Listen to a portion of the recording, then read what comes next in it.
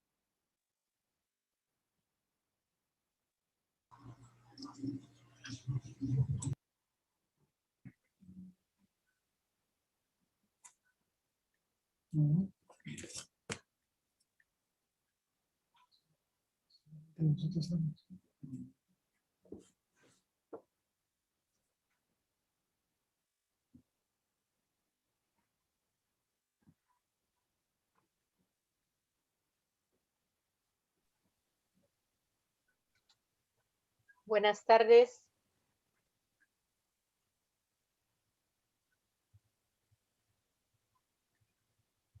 Buenas tardes.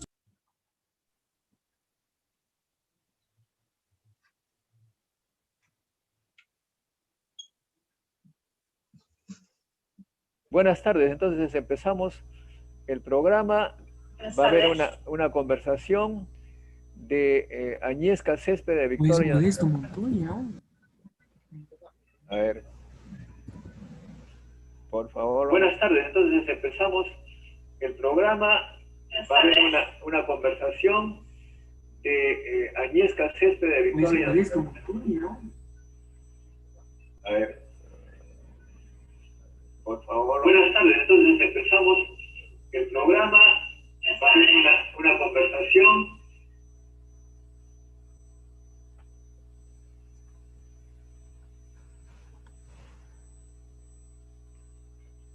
¿Aló, me escuchan? Sí. Sí, buenas tardes. Muchas gracias. Estamos entonces en el programa empezando. Estamos con Fabiola Morales Castillo, que es representante del partido Renovación Popular, liderado por el señor Rafael López Aliaga. En principio debe ingresar también la representante del partido Victoria Nacional, la señorita Agnieszka Céspedes. La esperaremos. Haré una pequeña introducción entonces al tema.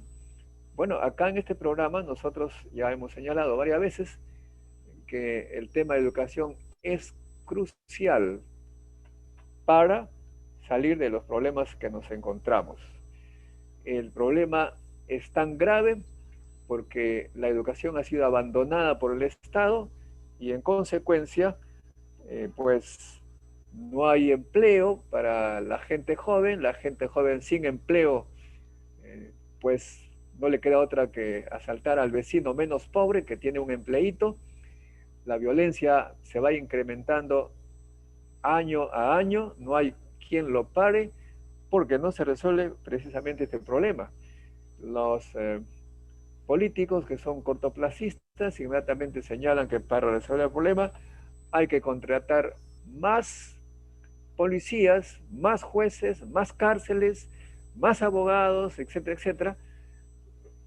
Y para eso se requiere dinero que es sustraído de lo que podría ir a educación, por lo tanto la educación no es atendida y en consecuencia la gente no recibe la educación, los jóvenes no reciben la educación que podría resolver el problema y se arma un círculo vicioso que, como dije, está llevándonos a una situación de inseguridad ciudadana, de violencia cada vez peor. Como saben algunos amigos, para mí esto no es desconocido. Lo vi exactamente de la misma manera en los años 60 en Chimbote, cuando llegó más gente de la que podía tener empleo de la pesca, y la mitad, exagero un poco tal vez, pero la mitad de la gente que no tenía empleo asaltaba a la que tenía un empleíto. Y la cosa llegó al punto que salía uno de su casa y veía en la mañana, al despertarse, algún muerto que no solamente le habían quitado sus cosas, sino que lo mataban.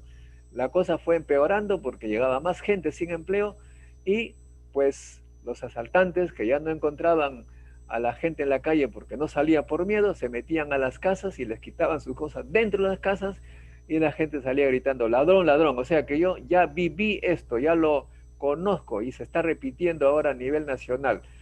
Problema, educación, porque la gente de Chimbote que se educó, como el que habla, menos mal que salió de ese círculo vicioso y pudo resolver de alguna manera el problema de la familia.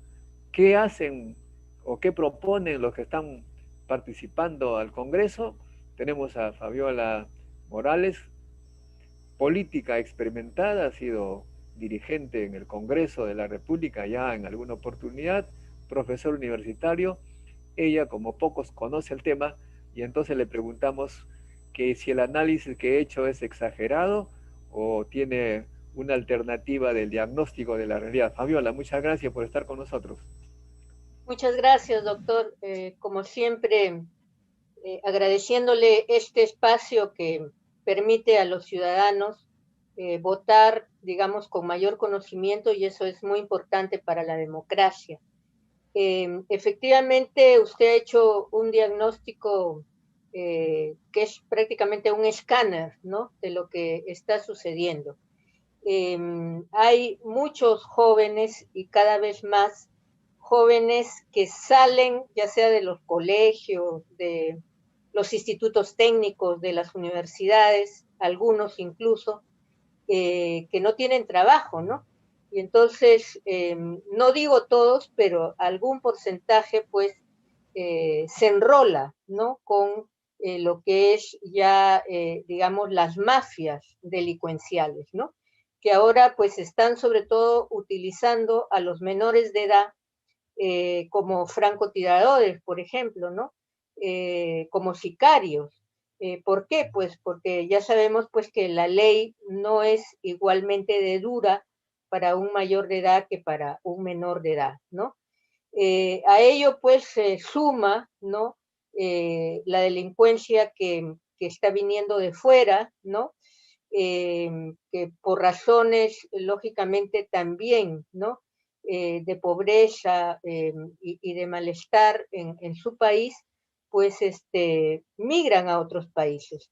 Y la gran mayoría, si bien son personas buenas, son personas que trabajan, que salen adelante, también pues nos traen delincuentes, como se dice, de alto vuelo, ¿no? Entonces, si esto se arregla con la educación, sí, pero como bien dice usted también, la educación es un proceso de mediano y de largo plazo.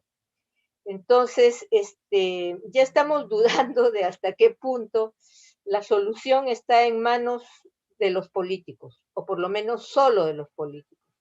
Porque al fin y al cabo, pues, si vamos a pensar en una democracia, el político pues dura 5 años y si en el caso nuestro no hay reelección presidencial, ¿no? Lo mismo en el Congreso, y luego esto no es un trabajo solamente del Congreso, ni solamente del Ejecutivo, ni solamente, ¿no? del judicial, del Poder Judicial. Ya cuando se llega, digamos, a niveles del Poder Judicial y a la represión, yo creo que estamos en una mala situación, ¿no?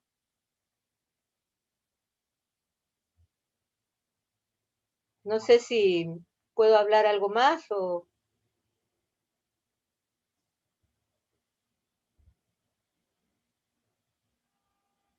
Te Sí, decía que cuando no, sí, ya, sí, cuando ya estamos en un nivel de represión, ¿no? O de alta represión, ya estamos hablando de un problema profundo, ¿verdad? Profundo.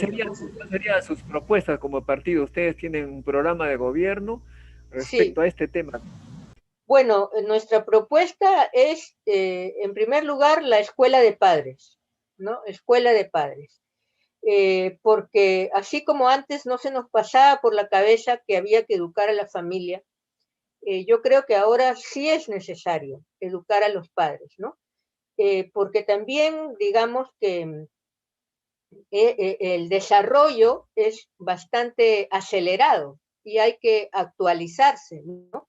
Con metodologías educativas, ¿no? Que no solo tiene que darlos la escuela, sino también los padres de familia, y hacer un efecto de asociación entre padres y colegios, porque si no, ¿qué se produce? Se produce el que yo llamo el efecto Penélope. ¿Cuál es el efecto Penélope? Que en la escuela tejen y en el hogar destejen, o al revés, en el hogar tejen y en la escuela destejen, ¿verdad?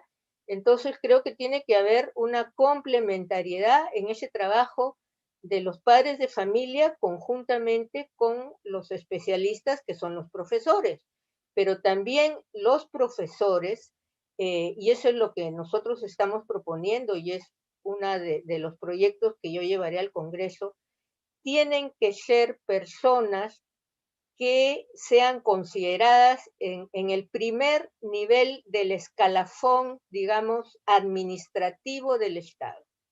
Es decir, los mejores pagados tienen que ser los profesores. Los más capacitados tienen que ser los profesores.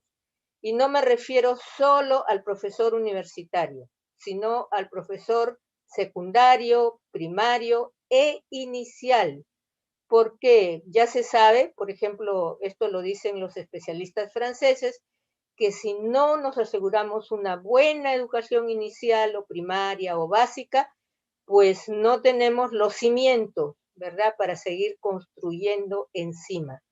Así que el profesor tiene que ser una persona que en el Perú no reciba el respeto debido tanto desde el punto de vista social como desde el punto de vista económico. Entonces yo sí propongo, y también Renovación Popular, que sean los mejores pagados del escalafón, ¿no?, de los empleados públicos. Si es que no nos aseguramos de buenos profesores y de escuelas de padres que trabajen conjuntamente, lógicamente también con los sindicatos, entonces la educación muy difícilmente va a poder cambiar, digamos, las conductas, ¿no?, que ya lamentablemente vienen a ser delictivas en un gran porcentaje, ¿no?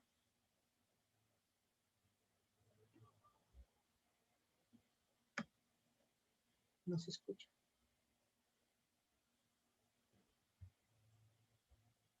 Sí, estaba en mute.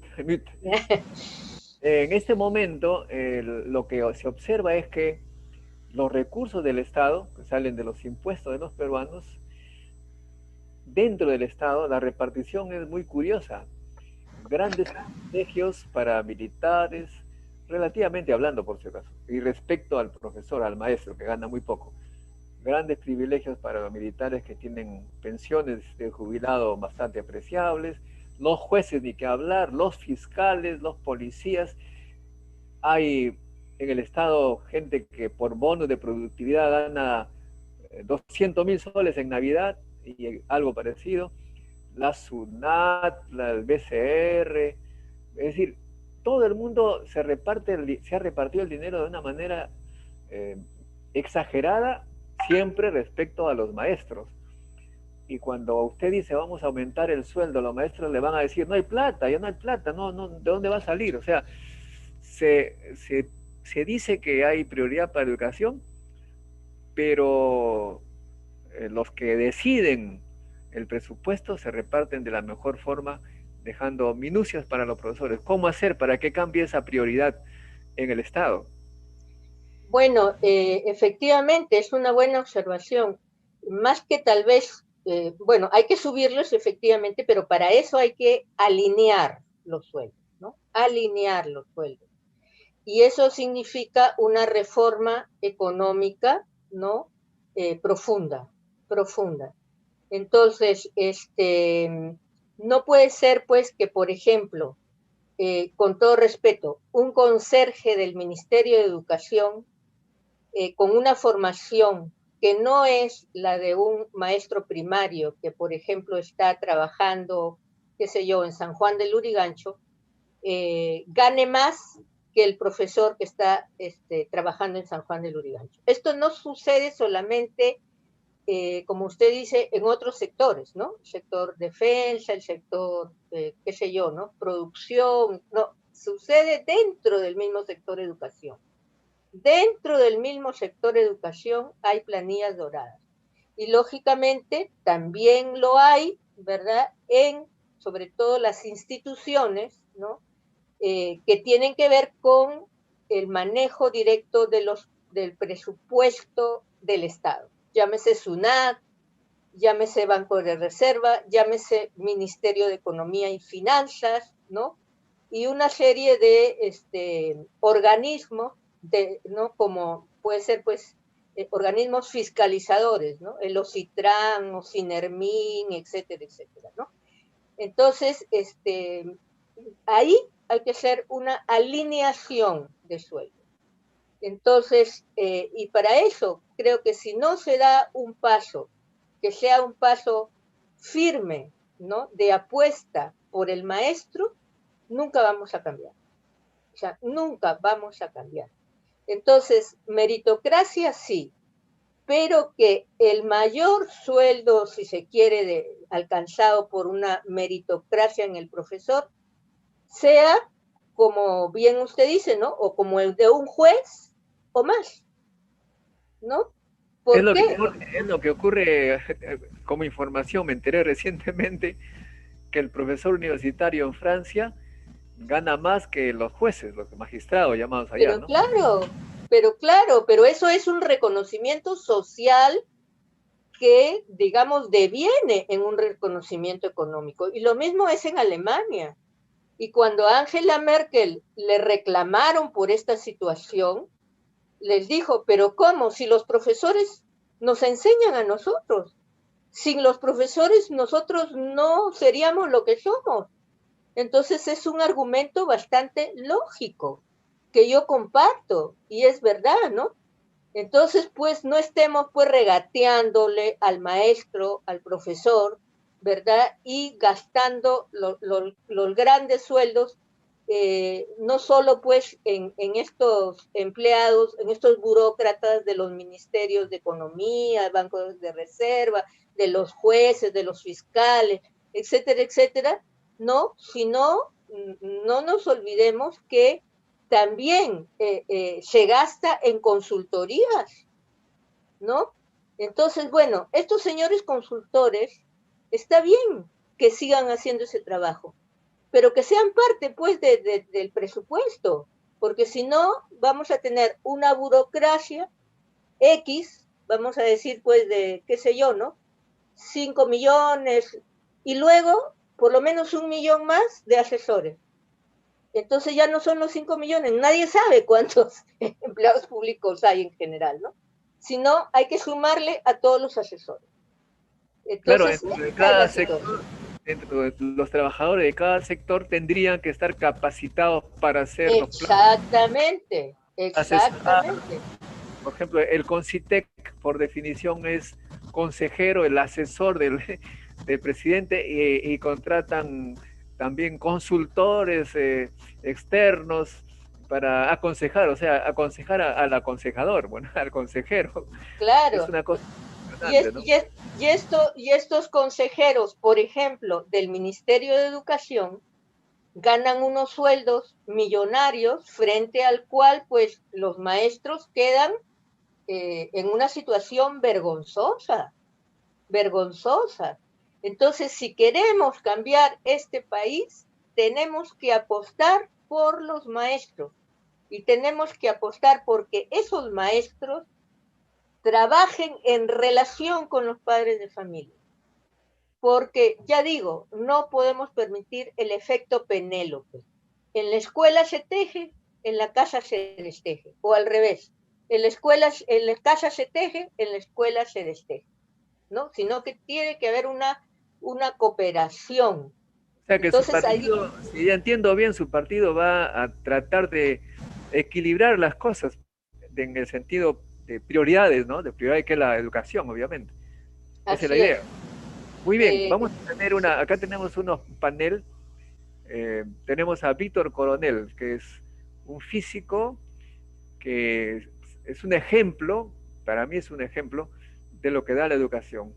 Víctor Coronel vivía en la cuadra 35 de la avenida Perú de San Martín de Porres, cuando eso era polvo, todo era polvo, y estudió en la UNI, educación estatal, gratuita, con beca además, vivía en la residencia universitaria, y trabajó, y luego fue becado a Estados Unidos, estudió en varias universidades, una de ellas en la Columbia, se hizo su doctor en física, Columbia, donde allí se hizo el proyecto Manhattan, dicho sea de paso, gran proyecto de la bomba atómica. Y bueno, él vive muy bien, pero cuando uno quiere atraerlo a la uni, por ejemplo, nos dicen que no hay puestos. Hace 6 años, por ejemplo, que no hay puestos de trabajo en la Universidad Estatal. No quieren, dicen que no hay plata para nuevos nombramientos. O sea, pero él es un ejemplo y tiene algunas preguntas. Por favor, Víctor, ¿cuál sería tu pregunta? ¿Tienes tu micro apagado? Activa tu micro. Ya está. Señora Fabiola Morales, ¿Cómo está, ah, don Víctor? mucho gusto. Bueno, mi pregunta es más que todo, ¿van a hacer una redistribución?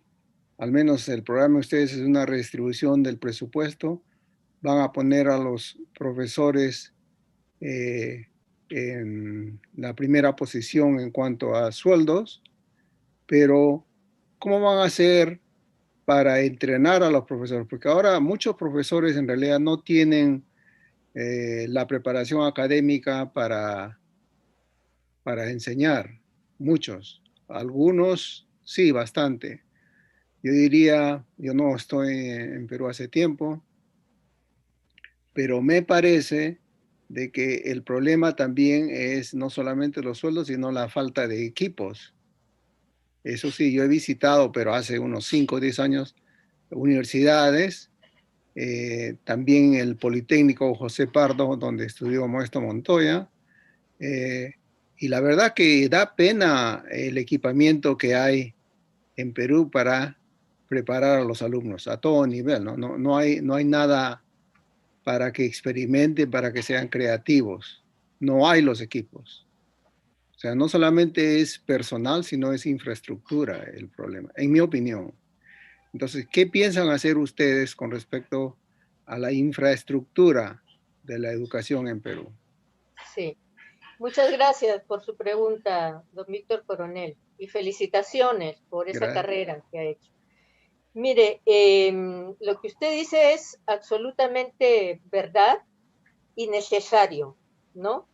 En estos momentos, por ejemplo, hablando de equipos, lo que necesitamos en el Perú son tablets, que se repartan las tablets a todos los alumnos y que se repartan tablets también a los profesores, porque en estos momentos de pandemia estamos en una situación de educación remota, no presencial. Y junto a eso, que se pueda alquilar un satélite, ver cuáles son las posibilidades, o de compra o de alquiler, ¿no? Dedicado a este tema de la educación, ¿no? Y mientras tanto, hay que reconstruir colegios o hay que construir colegios, porque en algún momento, no sabemos si en un año o tal vez más, esto dependerá de la pandemia, vamos a volver otra vez a los colegios, ¿no? Y vamos a volver a colegios y a universidades y a institutos como el José Pardo. Ahí estudió un tío mío, Manuel José Castillo, que luego trabajó en el Banco de Reserva. Bueno, que les hace falta esos talleres, les hace falta, ¿no? Pero fíjese, también nos hace falta un poco de imaginación, ¿no? Porque hay, digamos, o había incluso más en el pasado, muchos sistemas de cooperación internacional. Y entonces, mediante la cooperación internacional, era posible hacer, digamos, alianzas, vamos a decir, con Alemania, vamos a decir, con Canadá o con Estados Unidos, mediante las cuales, ¿no? Digamos, la universidad ponía, pues, vamos a decir, sus profesores, ponía su local, etcétera, y venían profesores de esos países a enseñarles a los alumnos y también a construir laboratorios que hacían falta, ¿no? Pero hay que ver si todavía hay esta posibilidad, porque claro, como el Perú creció económicamente, la cooperación internacional se redujo, y más en estos momentos de pandemia había que revisar el tema. Pero claro, lo que sí es claro es que no podemos tener un presupuesto de educación en el 4.5. Tenemos que por lo menos subir un dígito para la educación, ¿no? Subir un dígito para la educación. ¿Y cómo es que se hace eso? ¿No? Bueno, ahorrando en otras cosas, ¿verdad? Entonces, priorizando. Es decir, no podemos hacer todo. Hay que priorizar en un gobierno la nutrición, la salud, la educación y el trabajo. Por lo menos eso, ¿no? Y claro, personas como usted deben no ser la excepción en el Perú, sino ser la mayoría. Yo también soy producto de las becas. Yo soy piurana, nacida en Sullana, viví en Paita, mi primaria la hice en un colegio, digamos, del Estado, ¿no? luego ya la secundaria la pude hacer con la ayuda de mis abuelos en un colegio particular, y después ya con beca estudié en la universidad, con beca hice mi doctorado, con beca hice mis maestrías, ¿verdad? Pero, como le digo, ese camino tiene que ser un camino de la gran mayoría. Nosotros creemos que la beca 18 tiene que seguir. No es posible que llegue un nuevo gobierno y borre lo bueno de otros gobiernos. Y además vamos también a tener el crédito educativo 2021. Es decir, para que los estudiantes que tengan capacidad, ¿no? Y que quieran estudiar y seguir estudiando aquí o en el extranjero, pueden hacerlo mediante un crédito, ¿no? No sé si le he contestado. Bueno, solamente yo tendría una observación, por ejemplo, sobre la beca 18. La intención es positiva, pero los resultados son tales que favorecen a las universidades privadas que tienen sus contactos dentro del Estado, dentro del gobierno, y no favorecen a las universidades públicas.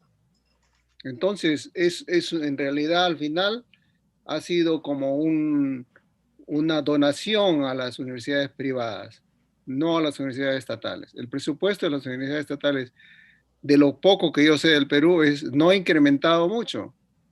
En realidad ha disminuido. Si uno lo calcula por alumno, ha disminuido. El número de estudiantes universitarios en Perú en la universidad estatal tampoco ha crecido, relativo a la población.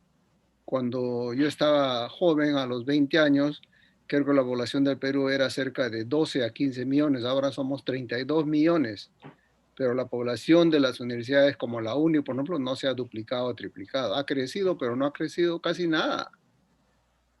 Ha habido una implosión de universidades privadas y francamente yo le debo decir de que la mayoría de ellas no merecen existir. Primero porque preparan a la gente en carreras para las cuales no hay mercado.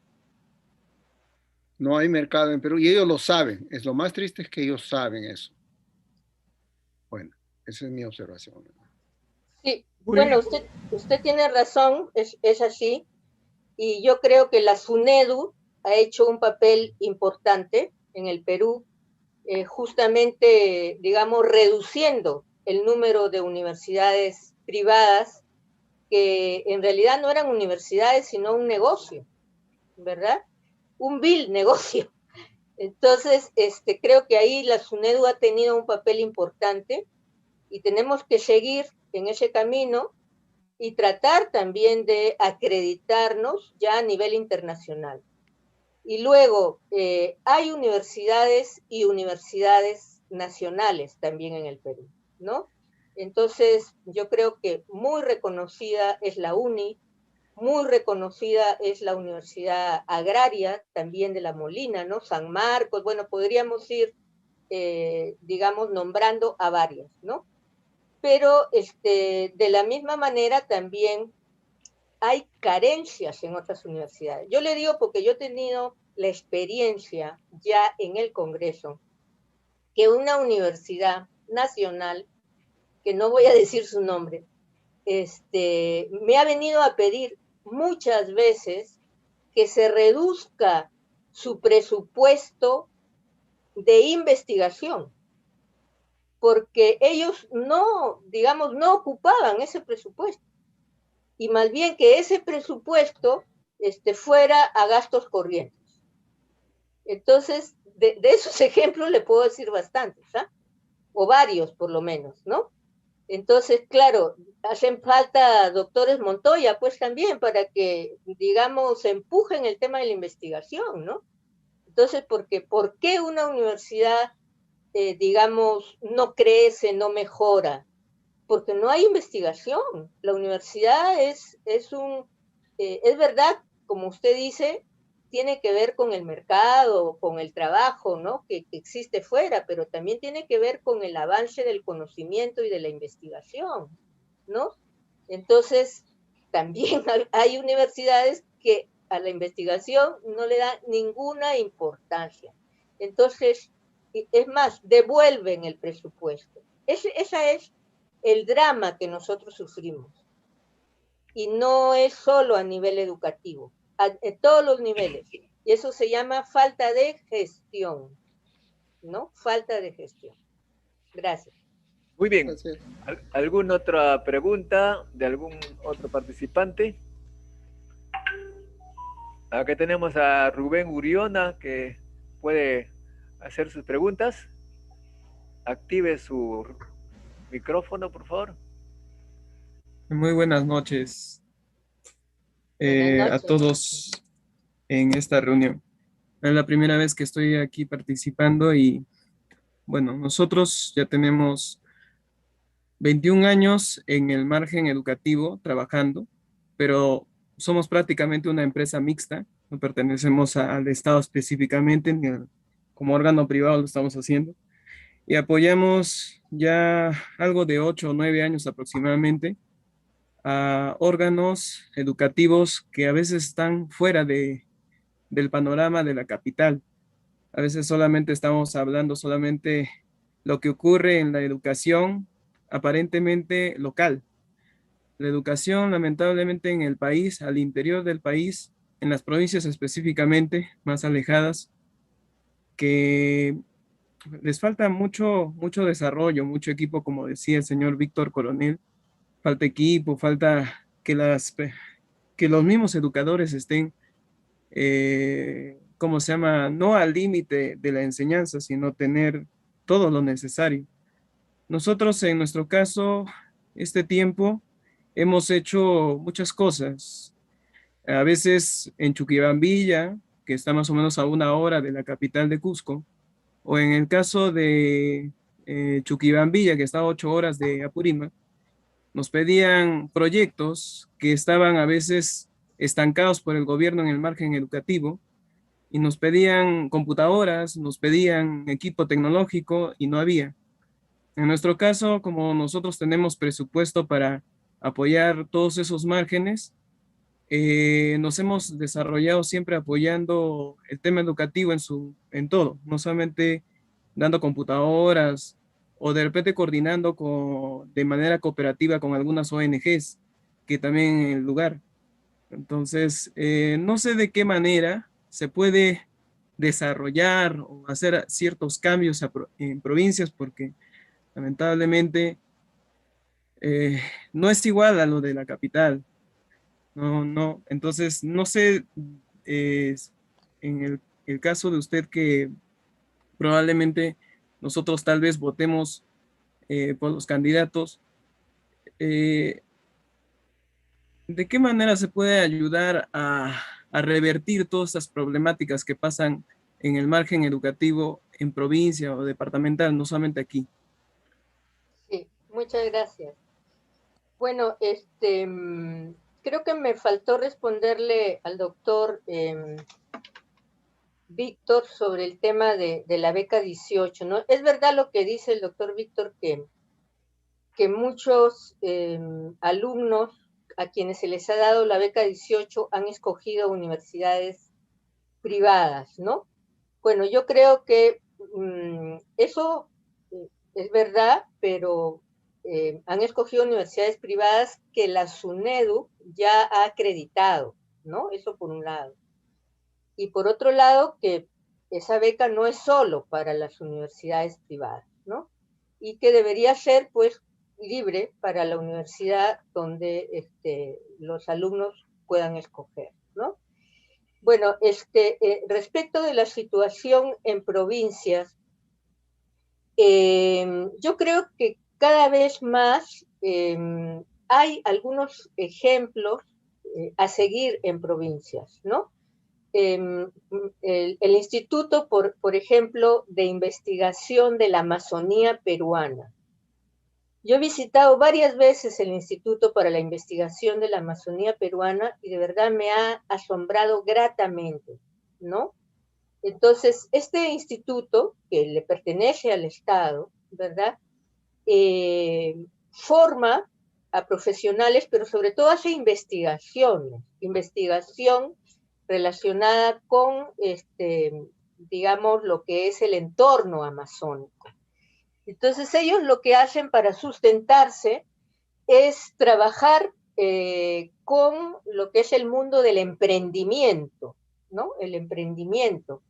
Entonces, ellos solucionan muchos de los problemas de los emprendedores y de esa manera ellos pues sustentan sus laboratorios, que muchos de ellos son de primera y con profesionales de primera. Por ejemplo, en Iquitos se puede encontrar un instituto, ¿no? Con todos los laboratorios a un gran nivel, incluso con profesionales peruanos que han estudiado en Iquitos y que se han ido luego a hacer sus maestrías, sus doctorados a Brasil.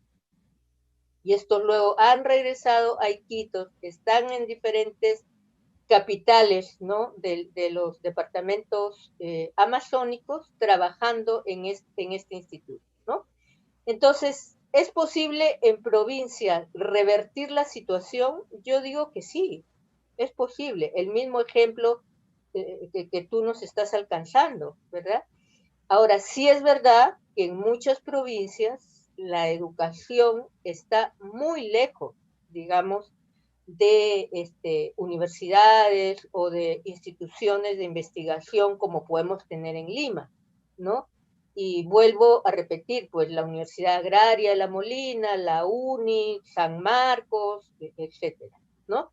Entonces, claro, hay que atender no solo a Lima, sino hay que atender a todo el país.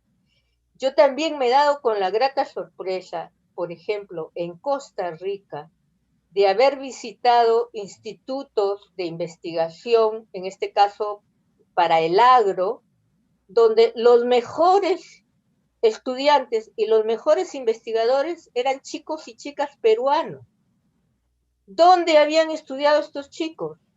En universidades, no de Lima, o sea, en universidades de Pasco, en universidades del centro del país, ¿no? Del sur, del norte, ¿no? Y universidades estatales. Y ellos estaban allá haciendo sus maestrías, haciendo su investigación, su doctorado en institutos que no solamente tienen en cuenta, digamos, la parte teórica académica, sino que ellos ayudan, en este caso, en San José, en Costa Rica, a los agricultores del cacao, ¿no? Entonces, pues ellos trabajan para mejorar la semilla, para mejorar el producto, para, digamos, hacer cooperativas agrarias, para buscarles mercados para el cacao, ¿no? Y entonces este instituto les apoya en todo esto, ¿no? Y ahí hay profesionales peruanos. Y entonces, claro, lo que hay que preguntarse es, ¿dónde está nuestro instituto, ¿no? de investigación agraria de primera, ¿no? donde podamos atraer a estos profesionales y podamos trabajar no solo con el avance de la ciencia, sino también la tecnología, es decir, la ciencia aplicada a problemas concretos, como en este caso que yo conocí en Costa Rica, la cuestión del agro, o como en los casos que yo he conocido en la selva, ¿no? Con los múltiples, digamos, cuestiones relacionadas con el agro, con la pesca en la selva, ¿no? Entonces, con los productos propios de la selva, con los peces propios de la selva, ¿no? Con todo lo que la selva nos puede dar y nos da, ¿no? Y necesitamos aprovechar. Muy bien, bueno, ahora el tema de la beca 18 es un poquito controversial porque eh, tengo entendido que las universidades privadas van a los pueblos alejados y les toman un examen relativamente fácil y le dicen, ya ingresaste, ahora pídele al Estado para que pague tu pensión. O sea, es un poquito difícil de comprender esa metodología, pues lo interesante sería que todos den examen y pasen a las universidades estatales, O de lo contrario, hacer, bueno, yo digo un poco extremistamente, ¿no? O eliminamos la educación, las universidades estatales, las eliminamos a todos y a los mejores estudiantes les pagamos para que estudien donde ellos quieren. Porque eso de estar por un lado y por otro lado da lugar a competencia un poquito desleal, ¿no cree usted? No, yo no creo que se deban eliminar las universidades estatales, de ninguna manera, ¿no? Y como le digo, en el Perú hay buenas universidades estatales, ¿no? Hay buenas universidades Pero y estatales. entonces la pregunta va, ¿por qué tener que dar plata a las universidades privadas? ¿Por qué no escogemos solamente darle mejor presupuesto a las estatales que están abandonadas en lugar de desviar los recursos a otro lado? Eso es lo que no Eh, entiendo. No sí, entra en mi sí, lógica. sí, bueno, en primer lugar, si existe, digamos, ese modo de actuar de las universidades privadas, de manipular a los alumnos para que vayan a estudiar a sus universidades, ahí tiene que actuar la SUNEDU o tiene que actuar un ente fiscalizador del Estado para que eso no suceda, ¿no? Y en segundo lugar, yo creo que en la libertad. Y entonces, claro, el Estado tiene que proveer educación, sí, pero también creo que los ciudadanos, los grupos de profesores que muchas veces han fundado universidades, ¿no? También tienen la libertad, digamos, de fundar una universidad que no es estatal. Bueno, ¿cuándo sobre todo nacieron, o más que nada, si se quiere, aumentó el número de las universidades privadas? Cuando lamentablemente la universidad estatal estaba, digamos, en una situación de crisis. Habían huelgas, ¿verdad? Los chicos no podían estudiar, no podían avanzar. Bueno, ahí es donde nacieron. ¿Y quiénes fueron los que crearon las universidades particulares? Muchos fueron creados por los mismos profesores de universidades estatales que les dieron otra alternativa, ¿no?, a los alumnos para que pudieran avanzar más rápido su carrera, No, eso está ¿no? claro, pero el tema es que el Estado abandonó la estatal y abrió la oportunidad para que proliferen. Bueno, pero ya, ese es, ya está, hemos tocado. El otro tema es la beca presidente, ¿no? La beca presidente que envían a chicos al exterior con doctorados y vienen, pero al regresar no hay empleo. Y como no hay empleo, se quedan afuera, obviamente. Entonces es como invertir para que la gente se vaya. ¿Cómo hacer para abrir puestos de trabajo en las universidades estatales, por ejemplo, para que los jóvenes puedan regresar? Porque tampoco las empresas privadas hacen trabajos de investigación para asimilar a estos talentos que se forman. Bueno, yo eso lo veo muy sencillo, ¿eh? Es Ah, decir, caramba. sí, de verdad, lo veo muy sencillo, en el sentido de que tiene que ser un prerequisito. Es decir, si tú te vas a estudiar al extranjero y vas a estudiar X, Y, Z, ¿no? Lo que tú estudies, vas a volver y tener un trabajo o donde desarrollarte en el Perú. Y desde ya, antes de irte a estudiar, tienes tu contrato para tal lugar. Ya sea una universidad, ya sea una empresa, ya sea un instituto de investigación o lo que sea. Y si no es así, pues no tienes dónde venir a desarrollarte, no te doy la beca. O sea, tienes que buscar un sitio tú o el mismo Estado, ¿no? Ya sea, qué sé yo, un ministerio, ya sea una universidad, ya sea una empresa del rubro que sea, pesquera, de producción, textil, lo que sea, donde tú vas a venir a, digamos, vertir tus conocimientos durante tanto tiempo. Si te fuiste a estudiar 2 años, vienes a hacer esto 2 años. Y después ya, bueno, ya verás lo que tú haces con tu vida, ¿no? Y si te doy 5 años, vienes acá a trabajar los 5 años. Esto es Ah, cuestión de poner el prerequisito. muy bien, porque actualmente regresan y no les dan empleo. Ok, bueno, ya estamos. ¿Alguna pregunta de nuestros panelistas? Buenas tardes. Buenas tardes.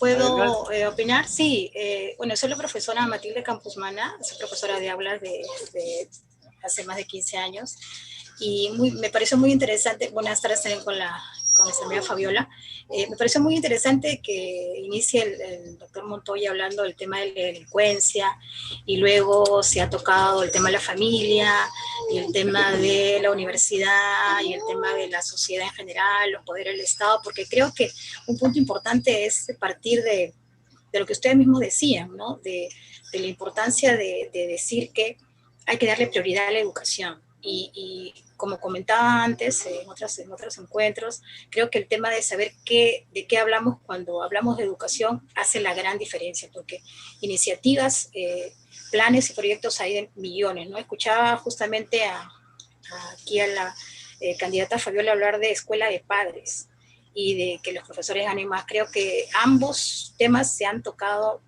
en demasía y de hace muchos años. Entonces, quería hacer ahí un poco la reflexión y la pregunta también, ¿no?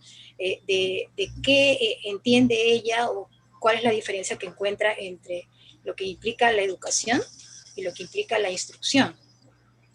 Como Sí. por ejemplo, en el sentido de hablar solamente del Estado o de la comunidad educativa, que son profesores, padres y estudiantes. Si hablamos de la educación, en todo caso, la respuesta que usted da, qué hay de los medios de comunicación, qué hay de la sociedad civil, qué hay de las organizaciones, qué hay de los poderes, qué hay de la empresa, ¿no? Eso me gustaría que como un primer punto si pudiera comentar, ¿no? Entre educación e instrucción.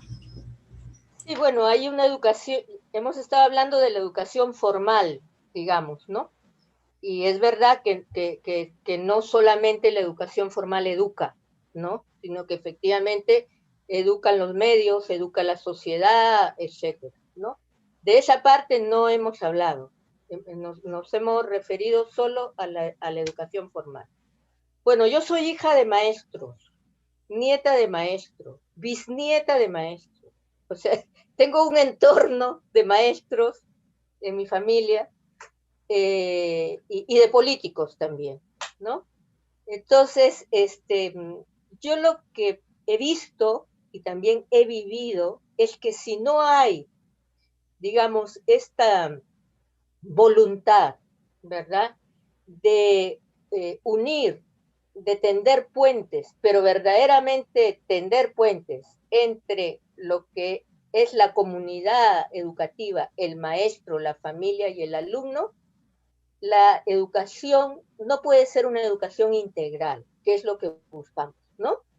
Entonces, claro, cuando hablamos de educación y cuando hablamos de instrucción, hablamos de dos cosas distintas. Pero lo que nosotros deseamos es la educación integral. Es decir, que efectivamente hay una formación humana, humanística, que se sepa quién es la persona, ¿no? Diferente a todos los demás seres de la naturaleza, qué potencialidades tiene, etcétera, que la gente se conozca, bueno, ya desde los sabios griegos, ¿no? O sea, los sabios griegos solo tenían un consejo: conócete a ti mismo, ¿no? Entonces, estamos enseñando a los alumnos que se conozcan a sí mismos y que luego conozcan a los demás. Esa es la formación humanística. Y luego una educación científica y una educación tecnológica. Y eso yo llamo educación integral, ¿verdad? Entonces, la escuela de padres no es tener un rótulo, decir escuela de padres, sino que efectivamente tiene que haber, digamos, ya sean los mismos maestros o también, y yo lo he visto esto muchas veces, traer a especialistas, ¿no? Para formar a los padres y traer a especialistas para formar a los maestros. No me estoy refiriendo a traerlos del extranjero, sino de donde lo haya aquí en el Perú, ¿verdad?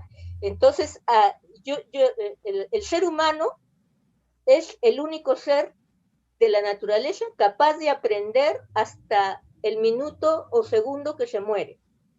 Porque hasta morir tenemos que aprender, porque no hemos muerto antes, ¿verdad?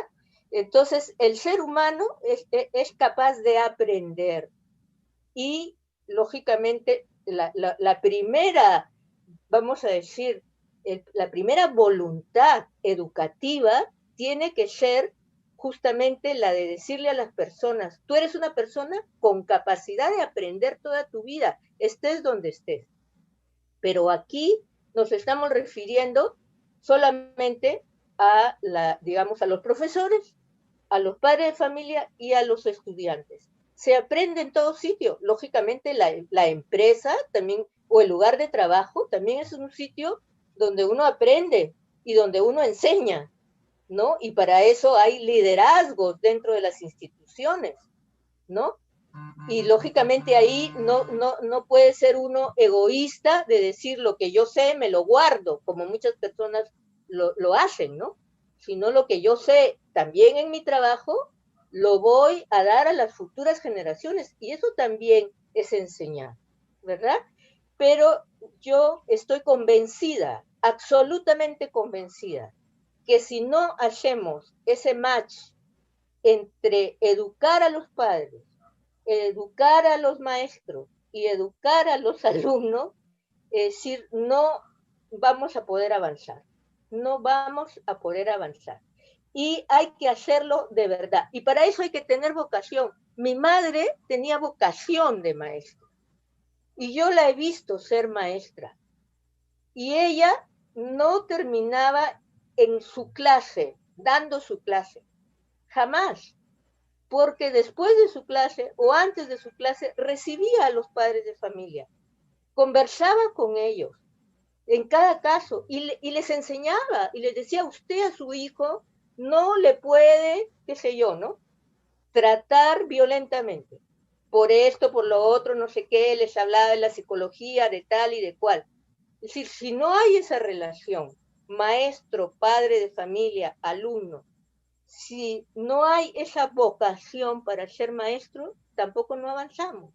Entonces, no es cuestión de leyes solamente frías, sino es cuestión de verdaderamente tener vocación para, digamos, arrancarle a los padres de familia ese interés por su propia educación, arrancarle al maestro ese interés por su propio avance, arrancarle al alumno ese interés también por su propio avance y que ellos sigan su camino. Tampoco hay que imponerle a la gente ideologías, no.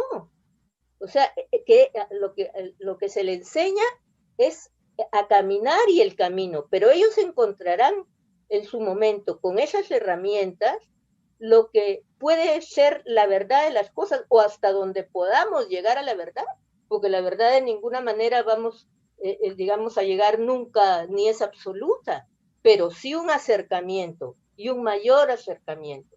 Y luego enseñarles también a convivir, a ser solidarios, porque ¿de qué vamos a sacar si nosotros estamos educando a un súper inteligente, ¿verdad? Y sin embargo no sabe relacionarse, o al revés, a una persona muy dicharachera, etcétera, pero que no tiene nada acá, ¿no? Entonces, Bueno, esa es una formación integral. Y yo la he visto en mi familia.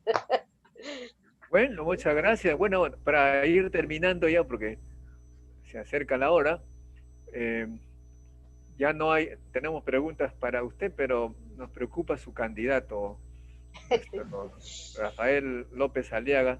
Se ha peleado con el comercio, parece, y no ha ido al debate que esperaban todos escucharlo. ¿Nos puede explicar qué pelea tiene con el comercio y por qué no va a este debate? ¿Te conoce?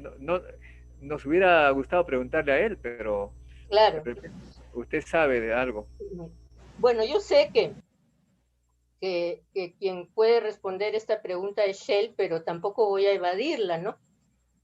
Lo que a mí él personalmente me dijo, que es mi fuente, digamos, es que ya había pactado otras entrevistas con anterioridad.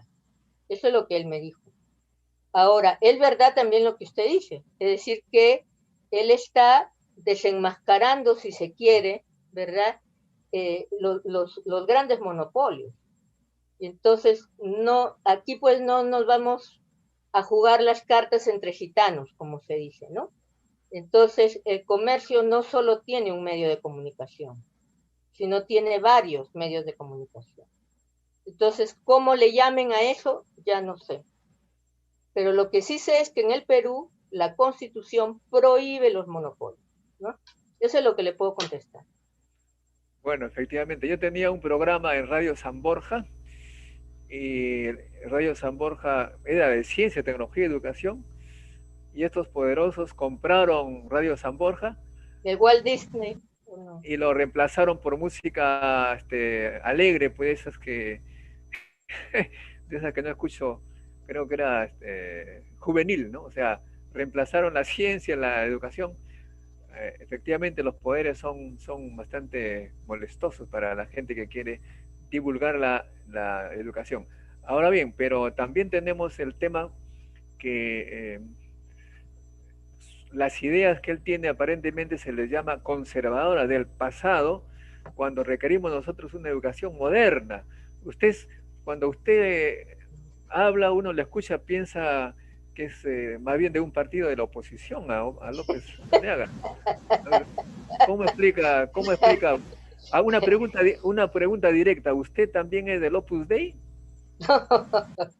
¿No? Yo he estudiado en una universidad del Opus Dei, la Universidad de Piura. Ya, pero Sí. ¿cómo usted explica esa alianza entre una mujer progresista, yo la conozco bastante tiempo, con un colega un poquito conservador? ¿Cómo explica usted esa alianza? Mire, yo digo y repito que yo soy social cristiana de pensamiento, social cristiano. Y el social cristianismo no es derecha de ninguna manera, no es derecha.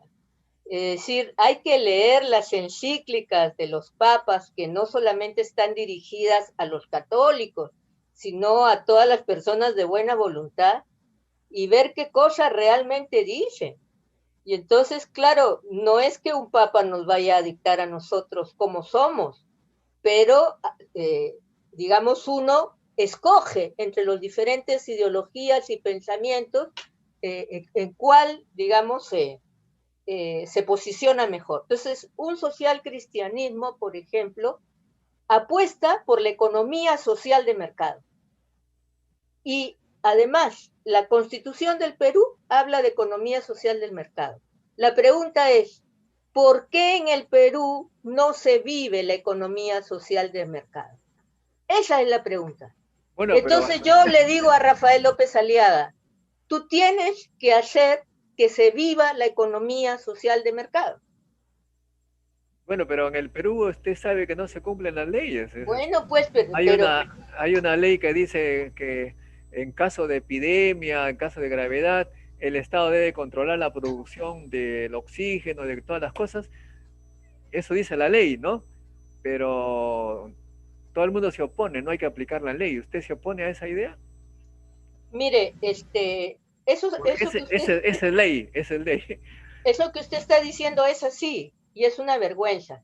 Pero también hay personajes como Bertelo, ¿no? Proveedor de oxígeno, mediano comerciante, que durante la pandemia vendió su oxígeno al mismo precio y no lo escondió. Esa gente queremos, esa gente, y esa gente es la que queremos formar. Ni siquiera pensó, yo me justifico en la ley de la oferta y la demanda. Entre comillas, podía haberse justificado. No, él primero pensó en lo que verdaderamente deben ser las empresas, el bien común. Y eso es ideología social cristiana. Todas las instituciones tenemos que pensar primero en el bien común y después en la educación, en el negocio, lo que sea, pero primero el bien común. Y a eso es donde, por lo menos yo, y además con el peso que pueda tener en el partido, me comprometo, porque si no, o sea, yo no entro en vainas, o sea, yo salgo y lo ¿cómo se llama? Divulgo. Usted me ha conocido como presidenta de la Comisión de Ética. Así es, usted además viene del norte, ahí donde había bueno, yo soy capullana, entonces matriarcado, ahí no hay vaina. Yo me vuelvo tranquila a mi universidad, si es que no se cumplen las cosas. Muy bien, otra cuestión, efectivamente, este programa no tiene que ver con partidos, todos han sido invitados.